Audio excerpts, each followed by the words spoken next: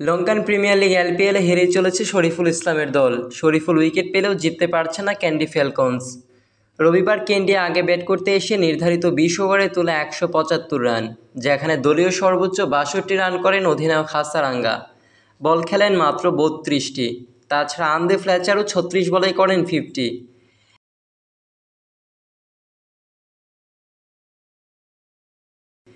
176 রানের জবাবে ব্যাট করতে নামে গলে, কিন্তু এদিন কিপ্টে বোলিংয়ে জোড়া উইকেট শিকার করেন বাংলাদেশি পেসার শরীফুল ইসলাম।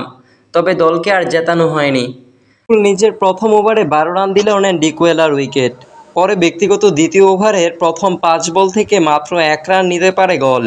বাকি 4টা বলই ডট দেন শরীফুল। তবে ওভারের শেষ বলে শরীফুলের বলে ছক্কা হাঁকান হেলস।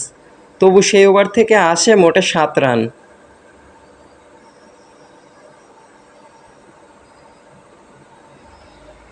ততক্ষণে জয়ের দ্বারপ্রান্তে পৌঁছে যায় গল। ওভারে তৃতীয় বলে ভানুকা রাজাপাকসেকে সাজঘরে ফিরিয়ে দেন ক্যান্ডিকে জয়ের আশায় ফিরিয়ে শরীফুল। সে ওভারটা অসাধারণ করেন শরীফুল ইসলাম।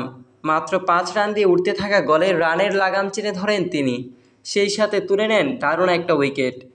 48 বলে গলের দরকার ছিল 44 রান। টি-20তে যা সহজ সমীকরণ।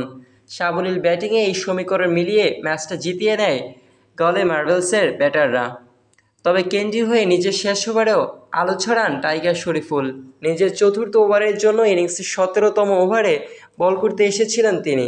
সেই ওভারে গল নেয় 8 রান। সব মিলিয়ে 4 ওভারে 32 রান খরচায় 2 উইকেট নেন শরীফুল ইসলাম।